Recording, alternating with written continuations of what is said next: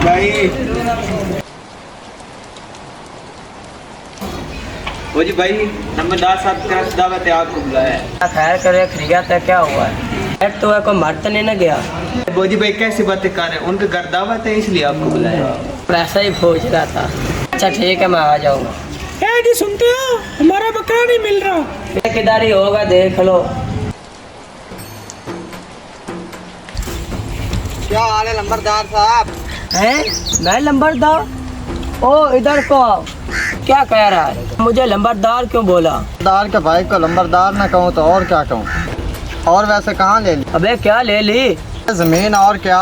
कौन सी जमीन? अरे तुम्हारे भाई ने लिया, तुम्हें नहीं ले दी?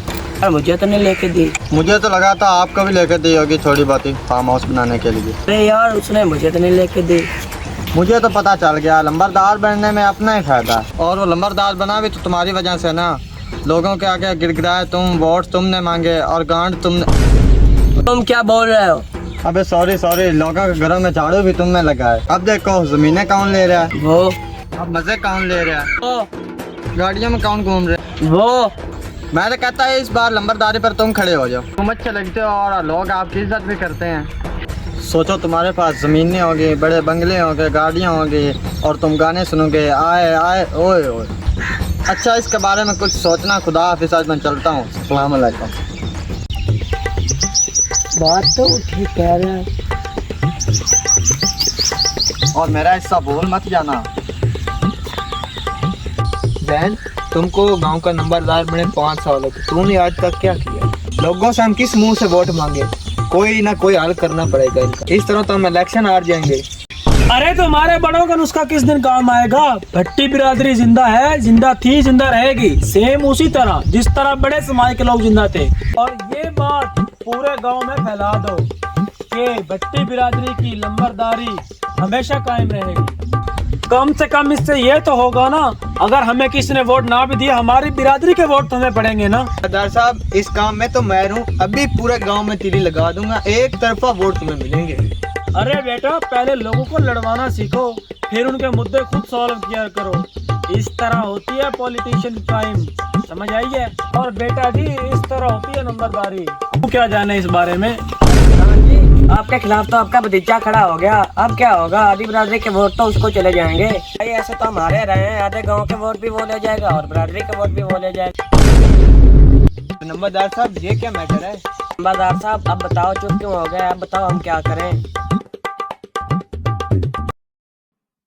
हमने उसको लंबरदार बनाया, हमारे इस तरफ से देख नहीं रहा वो। ने ये भी नहीं कहा थोड़े बहुत कानूनी का पैसा तुम भी रख लो। हमने उसके लिए क्या नहीं किया, दिन को दिन नहीं समझा, रात को रात नहीं समझा। अबे तुम तो खुश होने की वजह से नाराज हो रहे हो। ऐसा भैया क्या बाहर में ऐसे नहीं, मुझे खुशी चाहिए। हमारा नहीं दिल करता हमारे पास गाड़ियाँ और बंगले और जमीनें हो, हमारा नहीं दिल करता। ऐसे हम कौन सी गाड़ी लेंगे? ऑडी लेंगे, वो भी सफेद कलर की। ये कितने की है? होगी कोई 4-5-6 करोड़ की।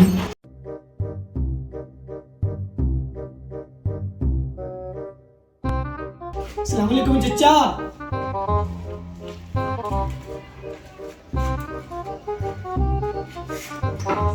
और भाई क्या हालचाल है? ठीक हो? हाँ वे कैसा आना हुआ? अरे वो बस वैसे ही तेरी याद आ रही थी, तुझसे मिलने चले हैं। अबे काम की बात कर किस वजह से आया? अरे भाई साहब मैं वो ये कह रहा था, इसको बिठा दो। अच्छा भला बैठा तो है, और कैसे बैठाऊं? अरे मैं वो ये कह रहा था, इसको इस दफा इलेक्शन से उतार दो, मतलब इसको इलेक्शन में ना खड़े होने दो, ये कह रहा था मैं। ऐसे कैसे हम उतार दें इसे? हमारा भी दिल करता है हमारे पास एक फार्म हाउस हो और ऑडी भी हो। इसका मतलब है हम भी गांव की खिदमत करें,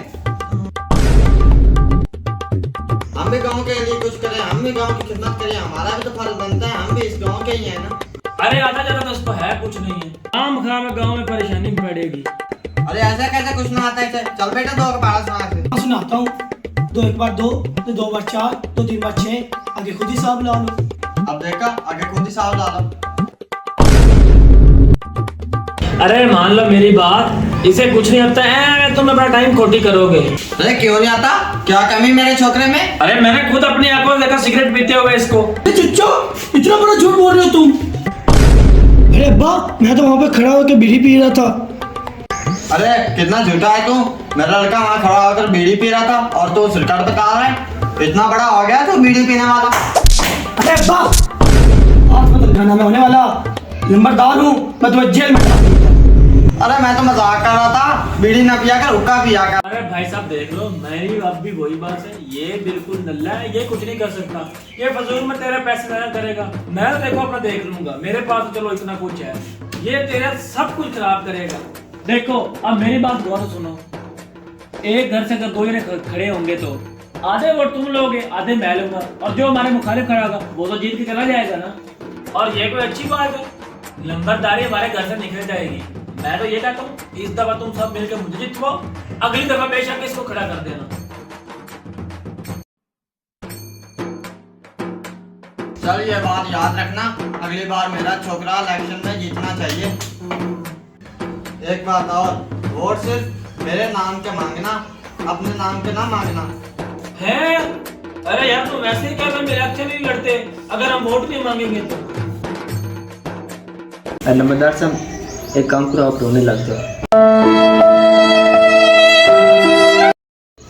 अरे अब्बा मान जाओ, रात को ना मीटिंग में कोल्ड ड्रिंक पिलाएगा। अच्छा ठीक है, हम रात की मीटिंग में मिलते हैं, अपना वादा याद रखना। हाँ हमारी तरफ से फुल सपोर्ट है। हाँ मैं हाँ, हमें तुम्हारा वादा याद है बिल्कुल। ठीक है हम चलते हैं। चलो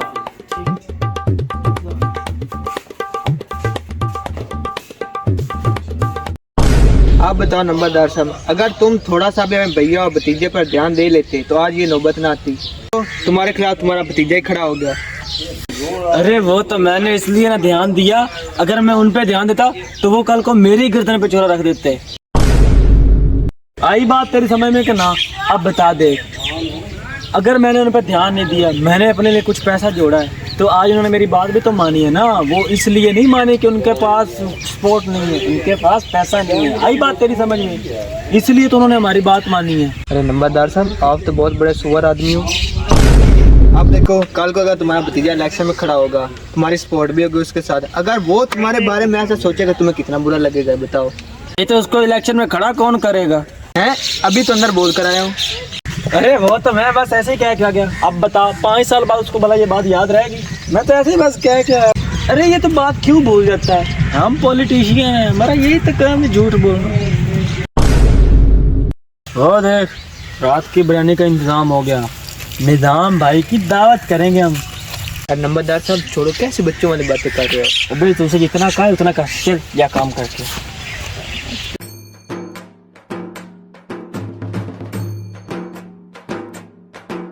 हाँ भाई कितने वोट हैं? 5 वोट हैं अपने।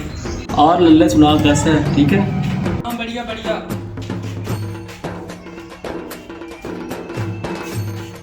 इसको अगले महीने को राशन देना, देख के नहीं क्या होने वाले नंबरदार से किस तरह ये बात कर गया। अच्छा ठीक है।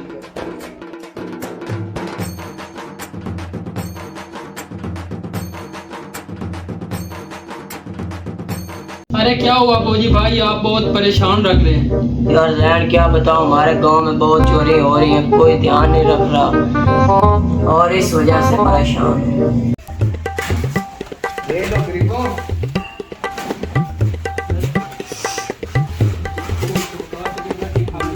दो बिलो सबको, सब खा के जाना भाई।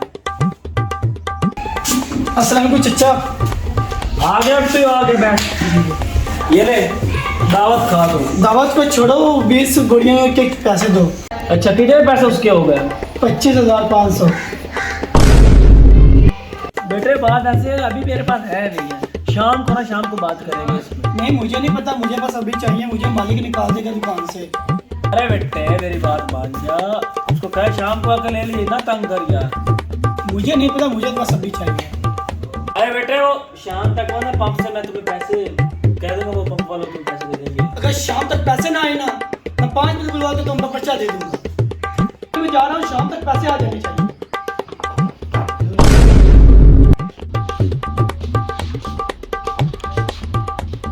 नंबरदार साहब मोदी भाई तो दावत खाने से इनकार कर रहे हैं और तो बहुत उल्टा सीधा बोल रहे हैं आपको। अरे बेटे क्यों नहीं आए हो? उनको मना कर ले आते, पूछते क्या गलती होगी हमसे। लो जी बोजी भाई आ गए। बोजी जी बैठो। बोजी भाई आप हमें बता देते यार, हमसे कोई गलती वलती हो गई है तो हम उसको सुधार लेते। आप हमारी दावत पे क्यों नहीं आ रहे थे? नहीं लंबरदार, ऐसी कोई बात नहीं है। असल में पहली दावत पे आए हमारी गां एक चोरी हुई, दूसरी दावत पर गए दूसरी गां चोरी हुई, तो हम डर रहे थे तीसरी गां ना चोरी हो जाए। लंबरदार साहब गाँव में बहुत चोरी होती है, पहरेदार ला दो गायें चोरी हो जाती हैं। अरे ऐसा करेंगे तो ये फिर बिरयानी किसकी खाएगी? ये भी तेरी गाँव गाय की बिरयानी है।